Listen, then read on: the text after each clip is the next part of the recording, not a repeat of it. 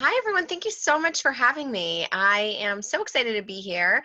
As Ankita mentioned, it is very early here in New Jersey, but it is well worth it to be able to see so many of your faces and be able to have really what I think is a really important conversation. It's certainly important to me. And be able, quite frankly, I'll be talking to you, but I'm going to be hoping to walk away with some nuggets of information from all of you as well. Every time I speak to a group or I'm collaborating with someone, it's not just, oh, what can I speak to you about, but what can I also take away? So I'm really excited to hopefully take away some good information or good feedback and continue to incorporate it into the work that I'm doing. So I'm going to talk to you about ethnic and cultural diversity. And I do want to kick off and say that this is going to be from a US centric point of view, right? So I want to recognize the differences in how perhaps companies in the United States are approaching ethnic and cultural diversity because we are, a cultural pool of people.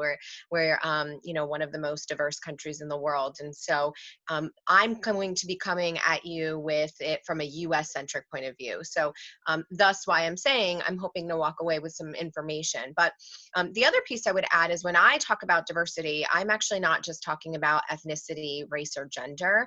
I'm also talking about backgrounds, where people are from, the skill sets that they can bring to your teams and your community. And so I'll be packaging all of this with that context in mind, US centric point of view and diversity from a broad range and a broad perspective, because I think that's really important as you all think about when you're either creating teams, leading teams, hiring for your own teams, or just engaging with other communities or businesses and how you want to take that approach. And I've got some case studies to talk through that as well. So what are we going to cover today? Let me move up. So we're going to cover who I am. I think that's really important because I think, ethnicity and ethnic culture and diversity is important to me because of who I am and my background. So I'll chat a little bit about that.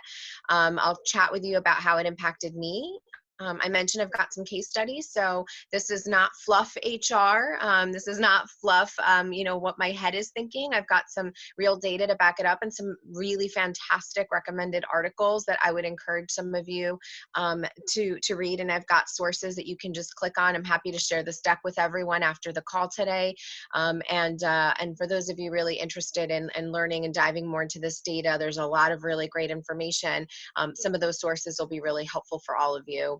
We'll talk through that, some of the examples and where there was real business impact and why diversity is so important in the workplace and, quite frankly, I think in everyone's personal life. And then, as Ankita mentioned, I am more of a dialogue person. I don't love lectures. I actually really prefer roundtable discussions where, more people can chat. So I want to make sure that I leave plenty of time at the end for either questions, feedback, reactions, people to challenge me in my thinking, or perhaps suggest or recommend some other form of thinking or some other perspective that I haven't even thought of yet. So that's what I'm hoping to cover today. And then we can take it from there. All right. Let me just do a pause check and I'll actually ask Ankita. Ankita, you can still see my screen and still hear me clearly, right? Yeah, absolutely. Very Excellent. clear. If at any point you can't for any reason, I recognize sometimes Wi-Fi can be a little spotty. And as we get closer to the US starting time, work time, I know a lot of people's Wi-Fi will be spiking. So just let me know if at any point you can't see anything. Sure, I will. Yeah. All right. So who am I? So my full actual legal name is Marta Quintas González. That's my name. I'm originally from Spain. My family is from Galicia, Spain, which is, for those of you who have never ventured to the country of Spain, it's the western part of the country right above Portugal. I'm actually about an hour away from Porto, Portugal, which is a very big hot spot right now, very trendy, or at least it was before this pandemic.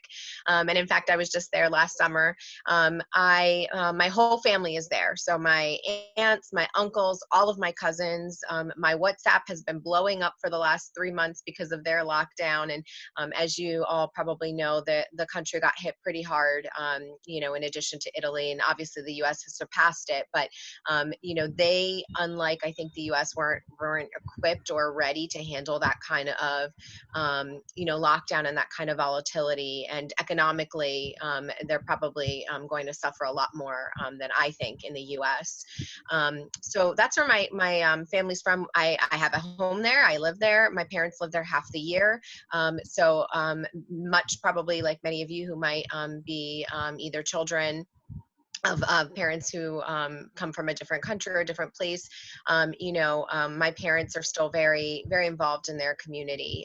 They came to the US when I was an infant, in search of, just like most people do, in search of better opportunities for me and my now 2 sisters. And so they came when I was very young. I was an infant. I was raised in the United States, but spent every summer pretty much in Spain with my family. It was at the time I hated doing that. I was a child that, wanted, just like any other American kid, wanted to go to Disney World or Disneyland or do different things, go to the beach like normal kids did here. And instead I was sent to the farm to help my grandparents. And when I say farm, I mean farm. My one grandfather is a potato farmer, and my other grandfather, both who have since passed, he was a milker. So really blue collar family life. And again, my parents coming here in search for better opportunities for us. So that's really important. I think the reason I always kick off when I talk about diversity and ethnic culture and just communities in general, I always like to share this because it's kind of I think the driving force behind my passion around, diversity and inclusion and talent, because I certainly grew up, in a country I think is fairly open, but, still struggle just like anyone else. There were, I lived I was raised in Newark, New Jersey, and I'll talk about that in a moment. But as I got older and my parents were searching for a better high school for me, they really believed in education. Education is extremely important to my parents. And I think, as I got to know many people from India, as an example, I know how important it is to many of you. For me growing up, it wasn't always as simple, being the child of an immigrant parent. And I'll walk through some examples as to why, it was more challenging for me in comparison to perhaps some of my peers or friends. So I love personal connections. I add real personal touches to my presentations because I believe in the power of human vulnerability and really showing people where you're from. This is my mom.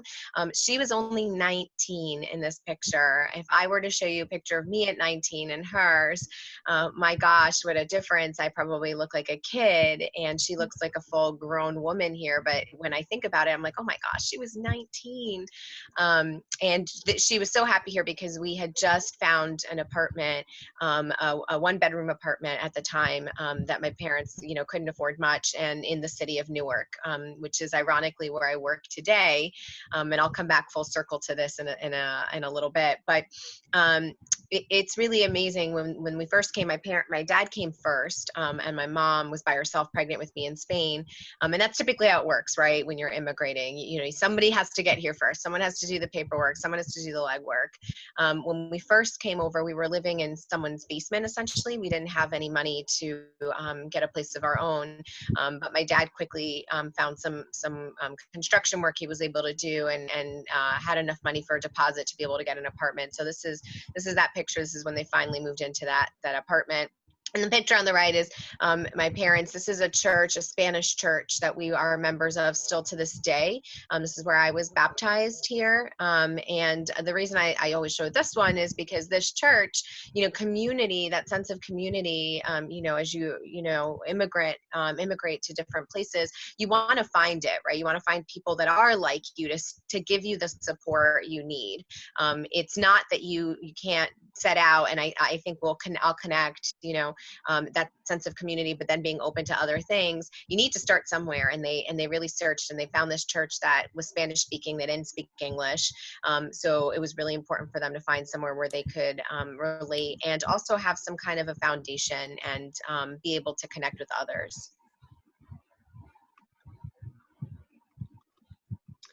So then the last set of pictures I'll just show you, and again, there's a rhyme and reason. You'll see me, these are the streets of Newark, New Jersey. This is where Prudential Financial is based. It is ironic to this day, I cannot believe that I work at Prudential Financial, because I, as a little girl, would pass that building every single day.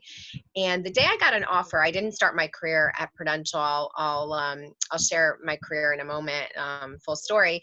But the reason it was really fascinating to me, the day I got my offer and I accepted, my mom pulled me to the side and she said, you know, you made your dream come true. And I said, what are you talking about, Mom? And she said, when you were 5, we were walking past the building, and I mentioned we didn't have much at the time. And, you know, you mentioned that you were going to work at this building and you were going to be a big businesswoman, and you were going to help with getting food and being able to help mommy and daddy so that I didn't have to work so hard.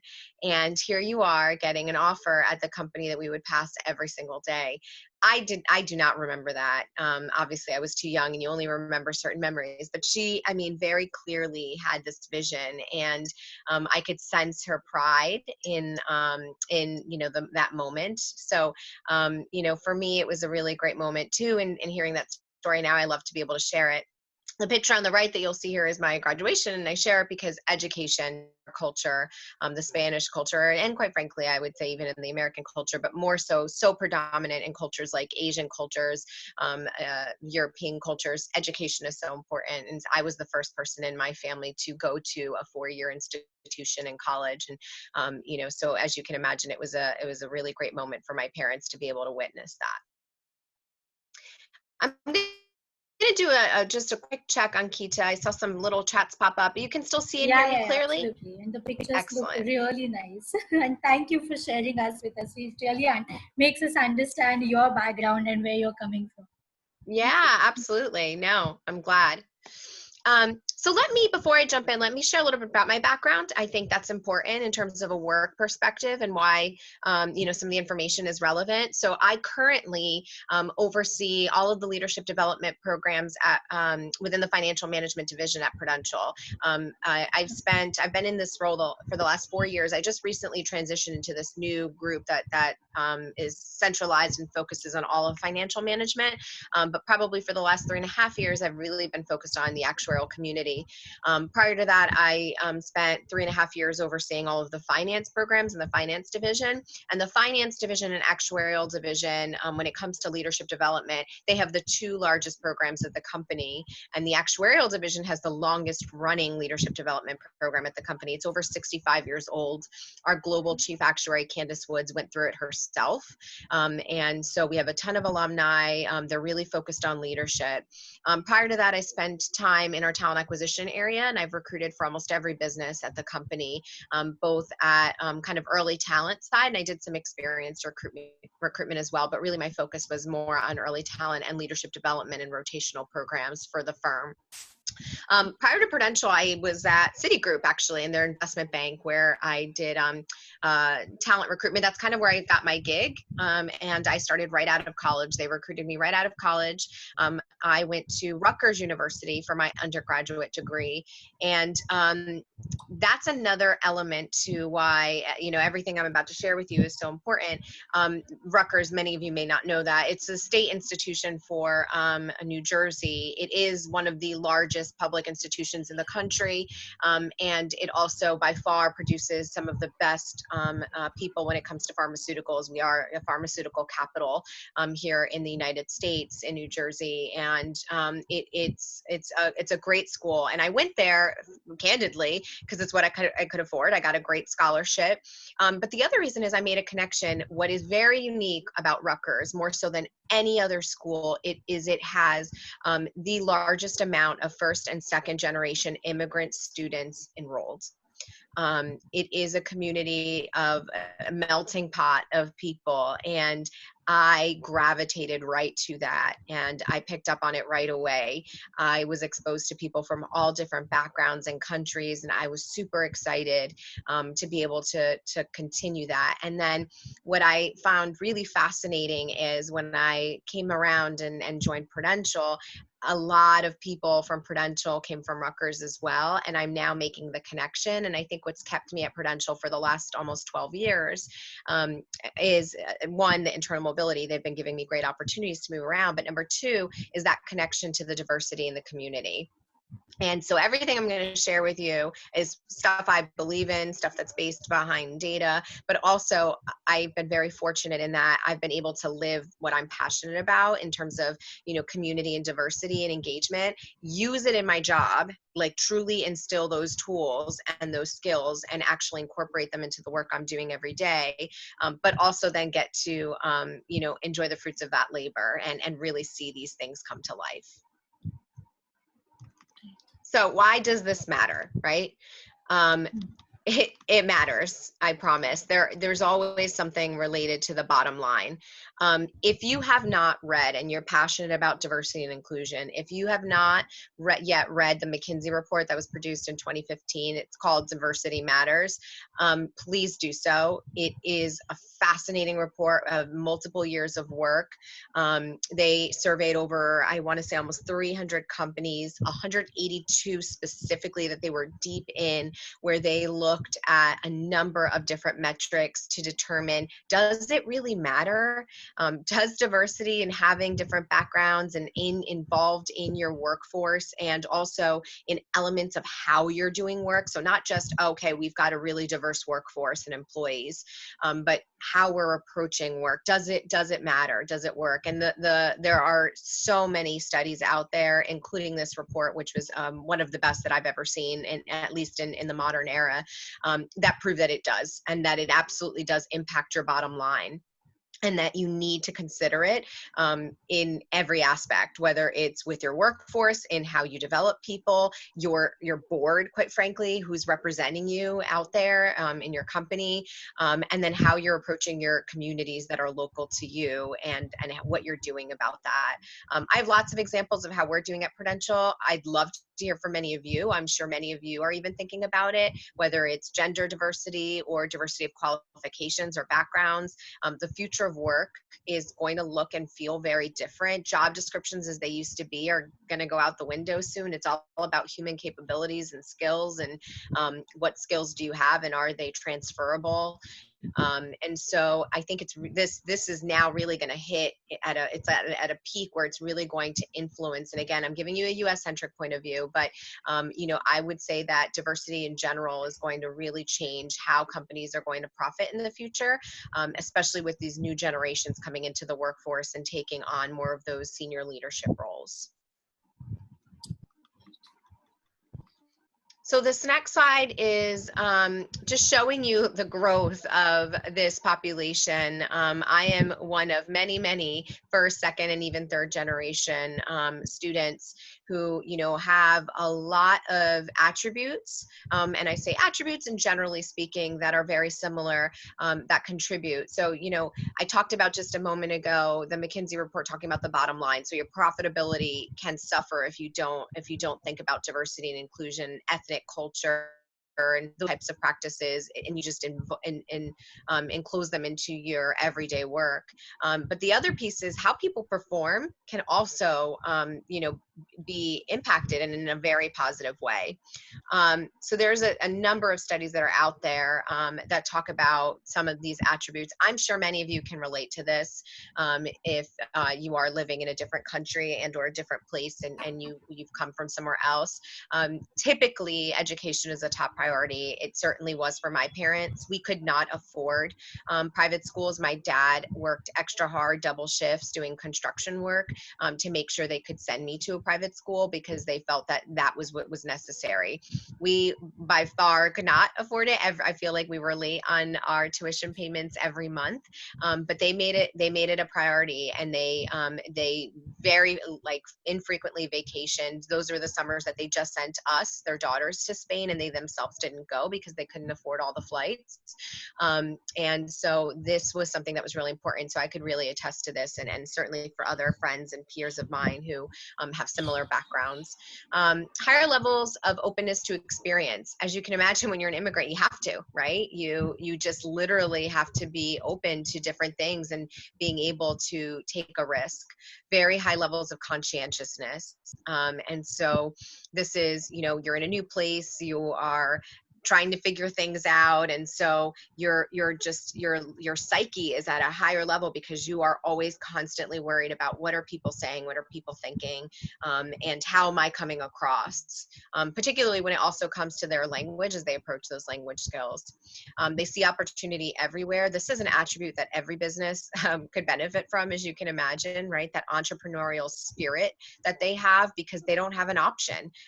That's why they came, right? They saw an opportunity. My dad saw an opportunity and saw that this was important for him and his daughters. And so that's another attribute that's quite common. Very hardworking. I started working when I was 12 in a camp that was for the mentally challenged and disabled young adults. And I kept working basically since then. I haven't stopped since the age of 12. That was kind of my first job. I was a junior counselor. I got promoted the following year when I was 13, going into high school. And then I started working, for an uncle of mine who had just opened up a steel business at the age of 14. And doing invoicing work, which I was already doing on the side for my dad, because it was right around that time that he opened up his small own business so he could start working for himself. And so I was basically throughout all of high school and college doing all of his invoicing, reaching out to contractors if he was subcontracting to collect payments, following up with some, at the time I was really young, some very much older people than I, disputing different charges and disputing different payments and deposits made and different work. And so it really made me, I think, grow up a lot faster than perhaps some of my peers at the time. Willing to take risks. Again, that's not a surprise. At least it wasn't to me when I was looking through all this data. The Character Skills of Immigrants paper, that's a long one, but I highly recommend it. It has a lot of empirical data and a lot of support behind it. And they looked at families from all different medium to small size small income families, and what were their backgrounds and where are they today, and this one really came up multiple times.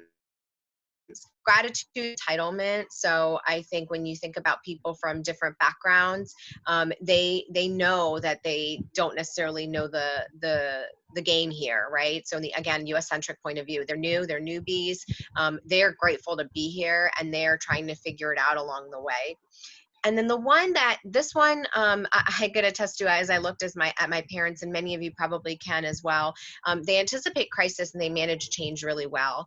And I think they do that because they don't have a choice. They had to do that. My mom had two young girls at the age, my sister and I are only 15 months apart. We're almost Irish twins. And she was only 23 years old when she had both of us in the United States as a new mom.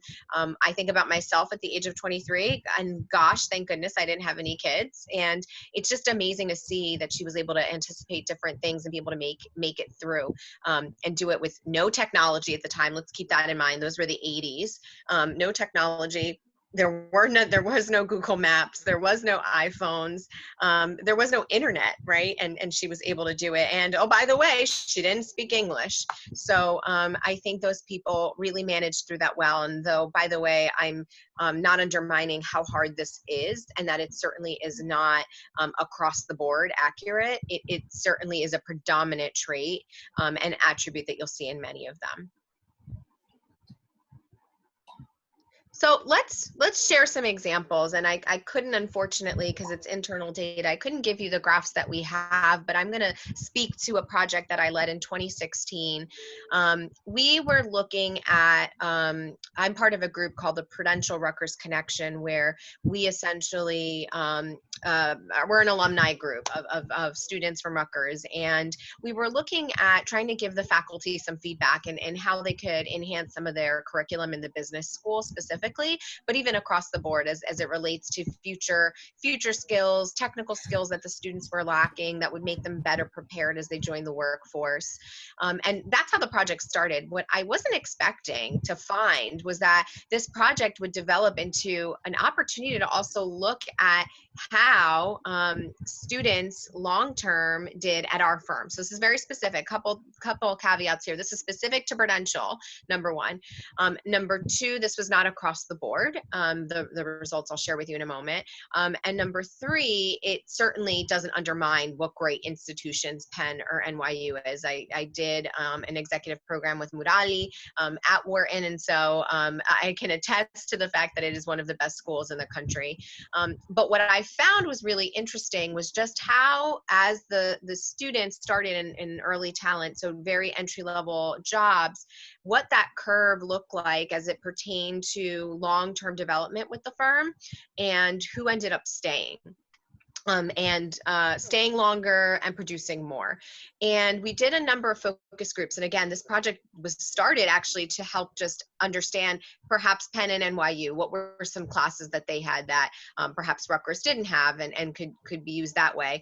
This project grew up into something that was different, where we started actually seeing in some of the focus groups with managers and then even the performance appraisals we were collecting, the Rutgers students were staying longer. And though they weren't promoted right away as fast as the other two, after the 5-year mark, all of a sudden there was a differentiation in their promotional expedition in terms of like how quickly they were moving up the ranks. They were moving around also a lot more frequently, and they were open to change and open to, when the company was either not doing as well or perhaps going through some volatility, whether it was just a quarter or two, for whatever reason, that Rutgers student had this grit, this ability to hang in there, stick with it, try new things. Now, it was not across the board. It doesn't mean that every Rutgers student is better than a Penn or NYU student, but just long term, we found in the pools that some of the Rutgers students across the board, and we were looking at a population of about probably 75, 80 people. They just overall, just percentage wise, were doing better. And it was interesting. And as we started unfolding and having then these focus groups with managers, what it came down to is many of them were first generation, second generation, very diverse backgrounds, not the traditional kind of, perhaps undergraduate business student. And though their technical skills coming in were not as strong as the other two schools, again, that 4 to 5 year mark, all of a sudden there was a pivot. And once they obtained those skills, it was their attributes, their attitude, and their resilience that kept them going and that kept them doing better. So it was interesting. Now, this was in 2016, 2017, these findings. I would love to continue to look at that and see what's different. But the reason I share it with you is, as I had mentioned and kicked it off in the beginning, what makes Rutgers very unique is they are I think, the most diverse school in the country, and especially as it pertains to first and second generation immigrants. Okay. So I talked about Rutgers. So let's talk about some case studies. Let's talk about some examples, and I want to wrap up and start having some good dialogue with all of you and get to know you. So what happens if you don't have a diverse mix? Now, these are just a couple. I could probably honestly throw at you, and I'm sure Murali and many others on here can throw 10, 15, 20 different examples of where there was some real business impact, and where, if they didn't think about diversity and inclusion and, their ethnic culture and their community and how they keep their employees engaged, what happens. So I'm not sure how many of you know about the Reebok and Adidas battle. And candidly, it was actually a number of different companies. I'm sure you all know this woman. She's one of my favorite personally. I like to mix it up and not just do business. So we'll start with entertainment first. So Beyonce last year, she has a pair of like shoes, like a whole line of shoe wear, and she was looking for a company to to sponsor her sneakers, to make her sneakers that she had designed. And she was meeting with different organizations, and the deal was almost sealed. She was meeting with Reebok. She was leaning towards Reebok, and she's in the room. They're doing their pitch. They're pretty close to it, and she looks around the room and she says, is this the group that's going to be working on my business? Is this the people, are the key stakeholders, are the people that are going to be doing this for me? So marketing, production, sales, are they all here? Is this everyone? And the Reebok team says, yes, this is your team. We are your team. And she looked around the room and she said, this is not the group of people that I want to support me. They don't represent my skin color. They don't represent my background. Not one person in here understands where I come from or who I am. It was basically a room full of white people. And that to her did not resonate well. And she pulled the plug on that meeting immediately and walked out. And she ended up going with Adidas. This is a multi-million-dollar deal that they lost on, probably more, quite frankly. I don't even remember the numbers. She has been selling her shoes and her sneakers and footwear through Adidas since then, because they represented her. They had a mixed group of people that included women. There were very few women in that Reebok room, and people of color. And that was important to her. And so they missed out on a really big opportunity to be able to represent Beyonce. I really love this one because this is one we could probably all more relate to. I love murder cases, and I love SVU. Law and Order is one of my favorite shows, so I had to include it in here. I love like solving a good murder mystery whenever I can. And jury deliberations. This was a really fascinating. So Tufts did a study in 2006 where they looked at how long, so length of time, and the types of questions that were asked in those jury deliberations to see if there was a difference. And they found a significant difference when the group of jury, the members of the jury, were diverse. It would take a lot longer for those deliberations to happen, and they would pose a lot of very different, unique, externally focused questions. They really probed, they really did a lot more problem solving. In comparison to juries who are more homogenous and more of either the same background or the same race or ethnicity. One very extreme example was in a murder case where the jury came back in less than 4 hours for the group that was homogenous and very similar. And if you think about it, I know if I'm on trial for murder, gosh, I hope there's a diverse people in that room asking very difficult questions about me. This is someone's life that's on the line. There's real impact here. And so again, it's not just even in the workplace. I think this is important in every aspect of everyone's life. And then I'll give you a real case in my business.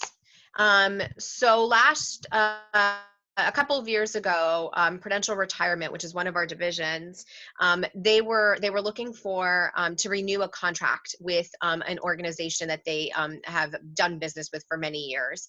And this company was looking for a potential new plan sponsor. So they were looking at Prudential, but they were looking at a few others. And Prudential used diversity and inclusion as a very important tactic. They highlighted the types of counselors, retirement counselors and advisors, backgrounds and where they were from to this company, because they knew that diversity and inclusion is important. And the company ended up renewing our contract. It was a multi-million-dollar contract and going with Prudential. And they stated specifically when they decided to go with us that it was absolutely because of our opportunity to bring them a diverse mix of people that can relate to their customers, to their people. Inclusion does yield business results. So why isn't this easy to do? Why do people struggle?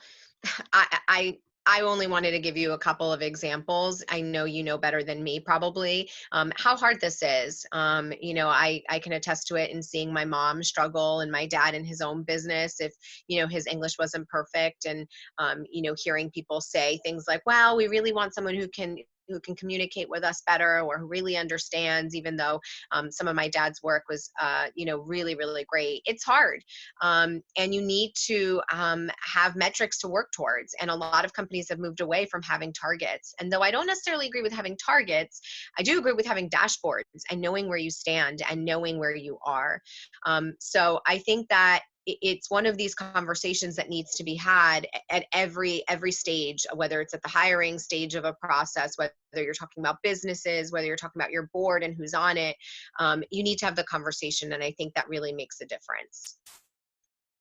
So what can you do about it? So especially for those of you looking to, either continue your careers in HR, or, start a career in HR, it needs to be involved. It needs to be at the forefront of everything that you do. If you are facing off with a business leader, diversity and inclusion has to be a part of your talent strategy. It's certainly a part of mine. And when I say a part of mine, I don't just mean for my immediate hiring team, like who's on my team, but I also mean for how we approach different projects. Do we have the right stakeholders? Do we have people from different backgrounds? Do I have someone who's difficult to work with because I know that they're going to challenge the status quo? Again, when I'm talking about diversity and inclusion, I'm not just talking about race and ethnicity, excuse me. I'm talking about their skill sets, their backgrounds, their qualifications, where they come from. It really needs to be a group. And the more you have people doing this, I think the better you'll be as it comes to your products and your deliverables. So what do? I use it in my everyday life. This is me last year with my one son. I have two sons, by the way. I have two. I have a 2-year-old and a 4-year-old. And actually, the reason you see me in a room that's not my office, I'm in the basement of my kids' playroom right now because they're sleeping, and I didn't want to wake them up. And my office is right underneath their bedrooms. You'll see me there on the left, or maybe you're right, with my oldest. He's 4. In this picture, he was 3, though. I'm very involved with my community. This is us dressed as our traditional folkwear. And my son, I got him involved, and I continue to. Hopefully, he'll learn to play the bagpipes. Where I'm from originally in Spain, we're in Celtic culture, so there's a lot of similarities between Ireland actually and where I'm from. And the fact that my grandfather was a potato farmer is another example. I really stay closely tied to these people. I do my best to continue to speak to the culture and background and share it, and I encourage it on my team as well. And I ask my team members to bring, whether it's dishes from where they're from, or encourage them to share movies from where they're from, or different stories, or whatever it is. I love to incorporate that, and I noticed a tick up in performance. They feel included. They feel like their ideas are welcome. They feel like this matters to people. And so, for me, it's really important to make sure that I'm keeping those traditions alive in my own family, but I also encourage my team members and people that I interact with and work with to do the same. And you'll see this is my team right here.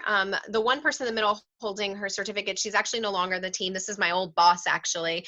This was her 30-year anniversary at the company. But the other people you'll see aligned there, those are all on my team. They're all different backgrounds. They're from all different places. I am so proud. This is my probably proudest accomplishment, is being able to build a diverse team. And it's not just their background and their ethnicity. It's their qualifications. It's their skills that they have, whether it be technical skills or soft skills. They each bring something very different to the table. They're all from different countries. They're all from different places. And to me, that's when I see innovation. That's when I see creativity, is at my table with these people. And so, it's something I really am passionate about. It's not just, let's give lip service to our business leaders. It's something that I firmly believe in and incorporate into my everyday life, both at work and professionally. So I said 45 minutes, Murali. I think I did it. I would love at this point to pause here. I welcome questions. I welcome reactions. I welcome feedback. I also welcome any ideas or suggestions, or even just general, even if it's not diversity and inclusion, maybe it's an HR question that you have or something about Prudential. At this point, I'm going to stop talking and really turn it over to all of you. Thank Fantastic. you, Marta. That was extremely insightful, and I think, guys, we are going to open the session for the question answers. In case you have any questions, you can start asking. And do you need me to stop sharing? I think I'm good, right? Yeah. So the reason being is, Taking Yeah. it over. honestly, people can actually, some people will write this, that, and all stuff, and so I've just moved it off. Fair enough. So, Martha, I had a question before people start asking. Let me just go ahead with my question. So, it's more from a contemporary point of view that you see a lot of things are going to get changed after the entire COVID thing gets over on a global level, right? So, you already see that, people have reservations about, like, towards particular communities, and people are lashing out, and there is, the atmosphere has a very mixed feeling. So, do you feel in the future it's going to get impacted when it comes to ethnic based recruitment in different countries? Do you see that as a possibility, and then how are HR professionals going to solve that problem? Do you Yeah, see that as a problem to begin with? that's a great question. I think the last several years in the US, this has been particularly hard because of, our stance, our current president's stance on immigration as it pertains to giving people an opportunity. It certainly has been a real challenge for me. At Prudential, we have struggles that there's, for entry level talent, at least, it's really hard to provide visas. And when I specialize in early talent specifically, I would love to recruit and think about other backgrounds, other schools outside, think about international recruitment, and even the students that are in the US based schools that are from different countries. They're fantastic, and it's been a struggle to be able to support the fact that we can give them work visas. So I do think it's going to be really hard. I do not, and this pandemic certainly hasn't added to it. I would be lying and sugarcoating it if I said that the next several years, some of the stuff that I just shared with you is going to be like a piece of cake. Or, I saw a couple of questions pop up with the great questions, by the way, around, how do you combat unconscious bias when it's in your DNA? It's so true.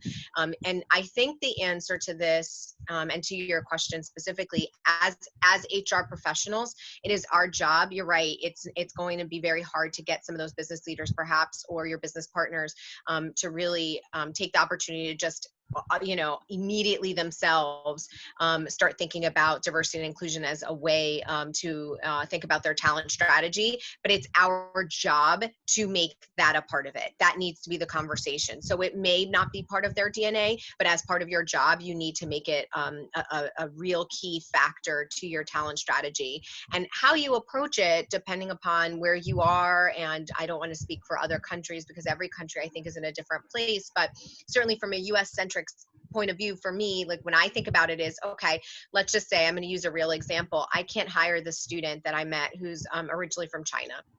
That happens quite a bit in actuarial science. We have a lot of people from Asian background that are very interested in this career path. And so I can't hire this person. What can I do to either help that person on a personal level, but also then think about those skill sets that they have, where they go to school, and where can I hone in on those qualifications? Like, what does that person have that specifically stands out that I want to then include as a way of my talent strategy? So what I would say to all of you, in this field is it needs to be part of the conversation, and you have to make it deliberate. That's the best way to answer it. You have to make it deliberate, and you have to have the conversation, have conviction, and talk to your business leaders about it. And then work through some of those other challenges, but don't hold back because it's going to be hard. I get that a lot. It's hard. We can't sponsor. have the conversation. Get involved with your employment attorneys, get involved with your other HR leaders, start partnering and thinking about businesses that can sponsor, and where can you get those people with those unique skills into the company, perhaps get a foot in the door. So I hope I answered your question, but I would say to all of you, have conviction and be deliberate. That's the best way to approach it. Right, right. I think Sonam had the question about unconscious bias too, which something that you have already addressed to. Let me go to the next question. Yeah, Neha is saying that the case studies of Beyonce and jury deliberations were really fitting to explain the importance. Yeah, absolutely. I think it was O.J. Simpson, right? I just Yeah. saw the series on Netflix, so that's how I could connect the dots, right? Yeah. Yeah. Yeah, the other thing I And would say with unconscious bias really quick, Ankita, so yeah. I try to give tangible feedback when I can. We just rolled out our company, and I was not part of this. It was at a higher level. We just rolled out an unconscious bias like training to the most senior people at the firm, and it's going to be rolled out at more junior levels over the next, call it 6 to 8 months. Rolling out different sessions and training is a start. So it doesn't solve the problem. It's still, I think, in DNA, but again, that ties to being deliberate. So you all as HR professionals, whether you have something in place or not, start thinking about that. There's a lot of really great content and some really good vendors out there that do specialize in this area. And they are PhD backgrounds and industry psychologists who've been studying unconscious bias for a long time and the impact it has. Murali knows we talked a lot about this in our Wharton program. And there are people out there that really can bring some very unique perspectives and start working with your leadership teams to at least have the conversations. I think what ends up happening at a lot of companies is it's just hard. So people don't talk about it. Talk about it. Just start there. Be deliberate and talk about it, and then see what little nuggets you can incorporate, taking it one step at a time, and you'll get closer to having a much more diverse workplace, I think, and also hopefully a culture of more openness, which really will drive that employee activity and engagement up. Right. Okay. I don't think we have any more questions. Thank you so much, Marta, for today's session, and thank you for waking up so early in the morning and having a conversation with us. It was really wonderful to talk to you. Thank you so much, guys, for attending today's session. Having said that, we have a series of continuous webinars happening in the couple of next days also. The next webinar is going to be on 4th May about inclusive culture and its paradoxes. It's going to be given by Neha Agarwal. You want to register, you have the link in the chat box, also the LinkedIn page. You can register yourself for that webinar as well. Thank you so much, Marta, again for joining us for today's session. Thank My you. pleasure. Thanks, It was so good to see you all, and have a great weekend. Enjoy your Friday night. Thank You you. too. Thanks. Thank you very much. All right. You're welcome. Bye-bye. Take care. Bye. You too.